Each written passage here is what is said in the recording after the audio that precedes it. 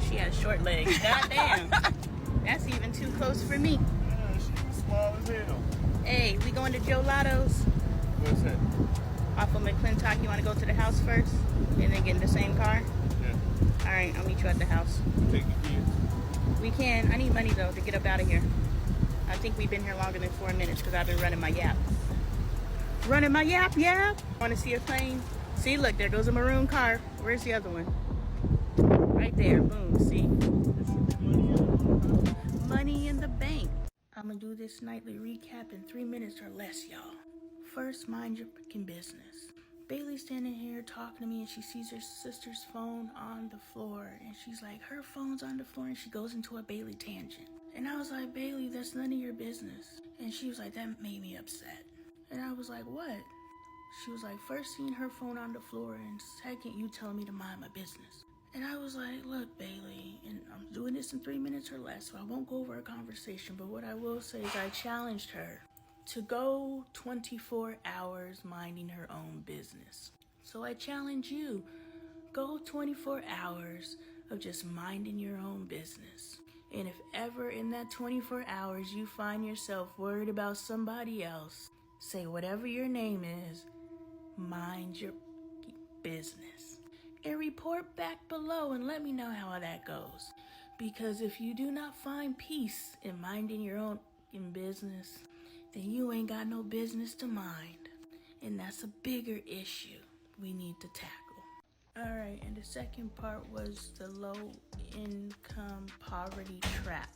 What's good, y'all? Lonnie Appleton here. If you have a couple minutes, I was talking to my daughter about moving out.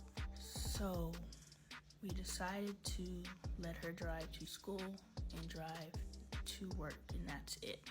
We are choosing to trust her when she says that she has learned her lesson and she is done with the foolery behind the wheel. The fuckery, but this is our life. And I was like, well, you need to make the truck payment as well as you need new tires. And she was going on how, in a month or so she can afford to make both her car payment and her tires. And I was like, Bailey, do you hear how crazy that sounds? I was like, you gotta work an entire month to put tires on your truck and make a payment. I was like, why would you ever move out? And I said, as long as Dre is in agreement, you need to stay home as long as possible, because the expectation that you move out of the house at 18 is immediately setting you up for the poverty trap. You are immediately putting yourself in a position that you have to work just to survive. And we're all falling into that trap.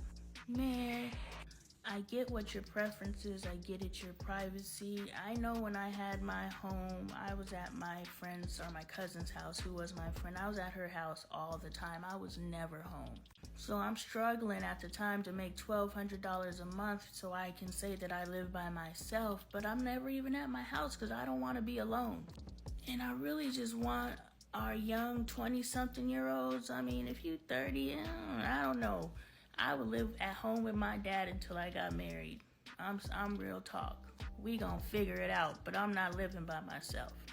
But I want y'all young 20-something, 18-something, whatever. If being at home is an option, stay home.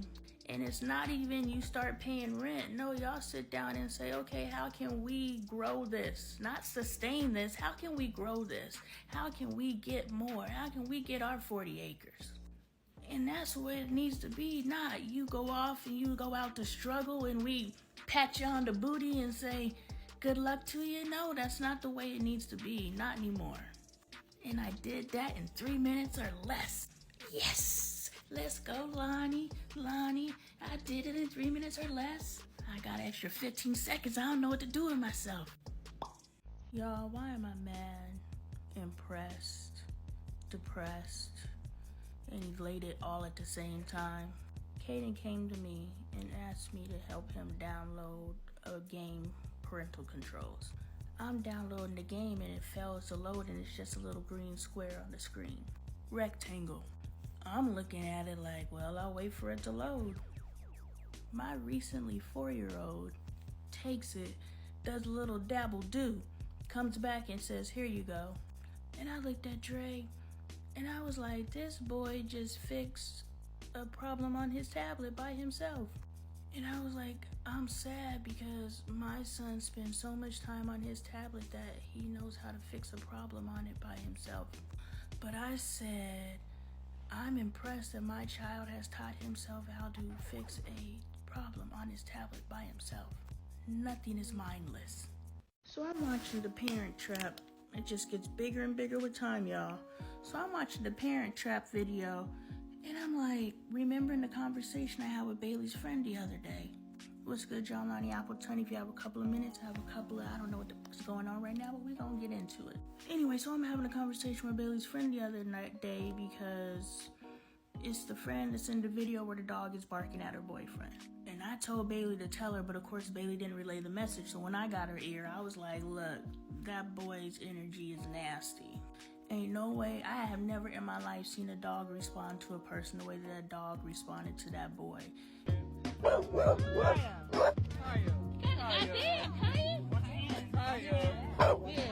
And I was like, Bailey, don't be telling me your business, but I'm gonna tell you, spiritually speaking, that boy there's a demon.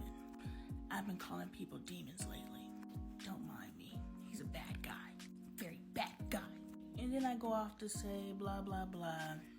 Find out that she doesn't have a high school diploma. I said, look, your white privilege is only gonna take you so far.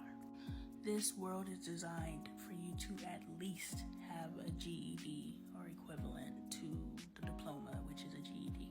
And she's like, I know, I'm gonna go. I was like, nobody in your life cares about you if they're not forcing you to at least get your GED.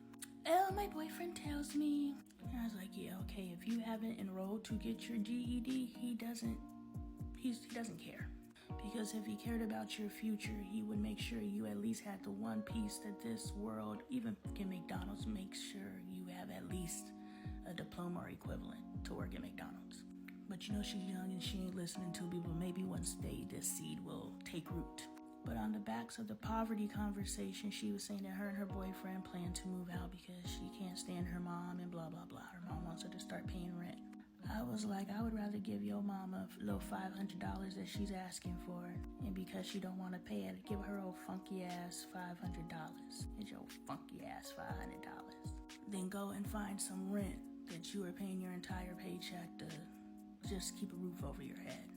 And that's a part of the poverty trap her and her boyfriend are willing to forego. Because I didn't mention in the last video with Bailey, but Bailey said after she pays everything, she was like, I would like to get my hair done.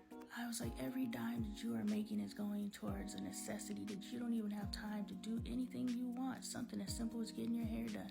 So these two little kids are talking about, fuck her parents, we're gonna go get our own house.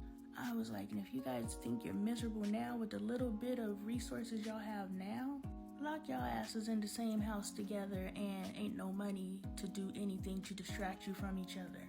But again, this is a part of the trap. So also, keep y'all's asses at home as long as possible. Parents, stop making your kids' lives miserable. Y'all work together to work this out.